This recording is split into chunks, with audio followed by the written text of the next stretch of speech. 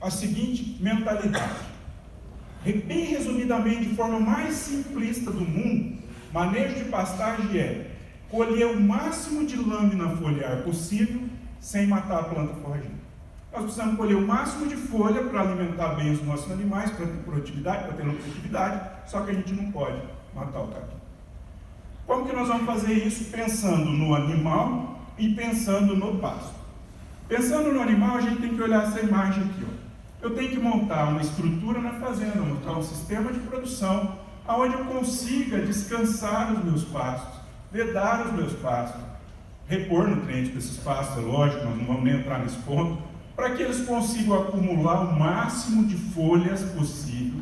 A hora que ele chega nesse máximo acúmulo de folhas possíveis, eu ponho os animais para pastejar. Então eu estou garantindo que os animais sempre vão entrar no pasto quando eu estou no ótimo de produção de folhas desse pasto.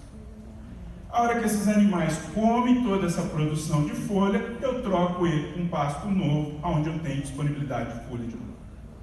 Onde o professor Marcinho falou de eficiência de pastejo de 70%, 80%, com essa imagem aqui a gente quase já vê instintivamente aqui 60%, 70% de eficiência.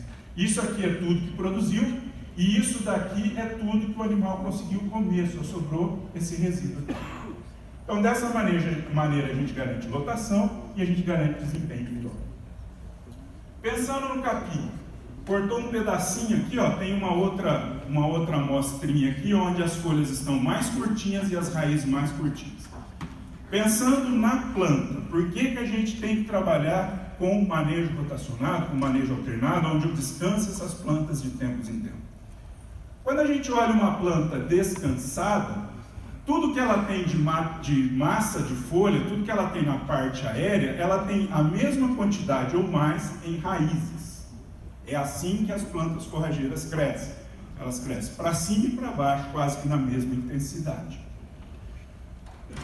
Quando os animais vêm e fazem esse pastejo nessa intensidade de pastejo, todas as folhas que estavam fazendo fotossíntese e nutrindo essa toceira foram eliminadas. Teoricamente, a gente fechou a boca dessa planta, não tem mais nada gerando nutriente para ela. Por que ela não morre? Porque as plantas forrageiras se adaptaram e elas conseguem utilizar os carboidratos, a energia que está armazenada nesse sistema radicular, ela reabsorve esse sistema radicular para emitir um novo crescimento de folhas, para iniciar um novo crescimento de folhas e um novo rebrote. Tá? Então, gente, o que acontece? Cortou a imagem aqui, mas quando nós trabalhamos com pasto que estão sempre rapados, sempre com pouca lâmina foliar, a gente não consegue deixar esse pasto se recuperar. E aí ele sempre vai ter pouca folha, pouca raiz, pouco perfil de solo para absorver nutriente, pouca produtividade. Como ele tem pouco perfil de solo, dá uns dias de seca, ele começa a morrer, essa toceira começa a diminuir, ele começa a degradar numa velocidade muito grande. Em solos tropicais, o solo nunca fica pelado, então se não tem capim, tem planta invasora. Então toda vez que a gente maneja desse jeito, pastejo baixo e contínuo, a gente está assinando embaixo que dali uns dias nossos pastos vão acabar. Porque eu estou desrespeitando a fisiologia de crescimento dessa planta. Quando eu começo a entender essa fisiologia e dou condições para essa planta fazer esses ciclos de crescimento de raiz, crescimento de folha, absorção de raiz, reabsorção de raiz e crescimento de folha, eu garanto que eu dou condições para ela se recuperar. A raiz é como gordura na gente. Na vaca, aqui nós tivemos um simpósio de cria, não sei se o senhor estava aqui, mas falou muito em condição corporal da vaca. Por que a gente olha a condição corporal da vaca na reprodução? Porque se ela não conseguir comer naquele momento, se ela tiver depósito, ela vai usar aqueles nutrientes para atender a fisiologia dela. No capim, não tem folha para fazer fotossíntese, mas se eu deixei essa planta fazer raiz, ela vai ter nutriente para manter o ciclo dela. Isso a gente pensa apenas na perenidade da planta forrageira. Mas tem dois fatores intrínsecos desse processo, escondidos nesse processo, que são tão importantes quanto isso.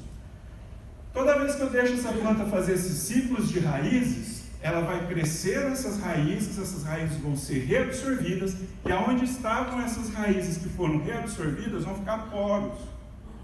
Então, áreas de pastagem bem manejada não tem compactação de solo, porque a gente tem raiz vigorosa, a gente tem um processo biológico de descompactação de solo. O professor Moacir falou isso ontem. Tem áreas de pastejo intensivo de capim-elefante lá na Exalc de mais de 40 anos, com 5, 8 A por hectare, que não tem nada, 70% de argila não tem nada de compactação.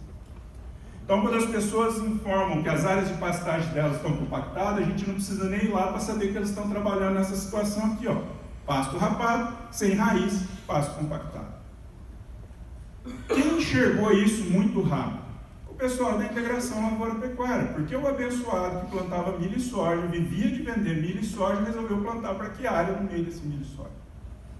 Porque com certeza ele estava trabalhando com plantio direto, com certeza ele não estava mais utilizando equipamentos para amenizar essa compactação do processo de produção, e ele usou um arado na forma de raiz para descompactar o solo dele. Outro ponto importante disso daqui: não tem nenhum equipamento no laboratório que mede matéria orgânica do solo. Nós vamos lá, coletamos a amostra de solo e analisamos quanto ela tem de carbono. Com a quantidade de carbono que tem nesse solo, a gente estima quanto tem de matéria orgânica. Essas raízes são compostas de carboidratos: carbono, hidrogênio, oxigênio e nitrogênio. Toda vez que a gente tem essa ciclagem de raízes, parte desses carbonos, da composição desses carboidratos, ficam dentro do solo. Nós vamos aumentando o teor de carbono no solo e, consequentemente, a gente vai aumentando o teor de matéria orgânica do solo. Segundo ponto, porque o pessoal da integração lavoura-pecuária começou a plantar capim no meio disso daí.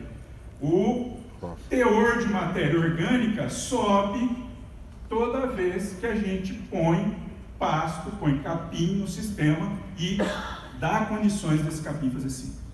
O tempo esgotou, mas tem trabalhos que mostram que a gente tem áreas de pastagem bem manejada com mais teor de matéria orgânica do que áreas com vegetação nativa.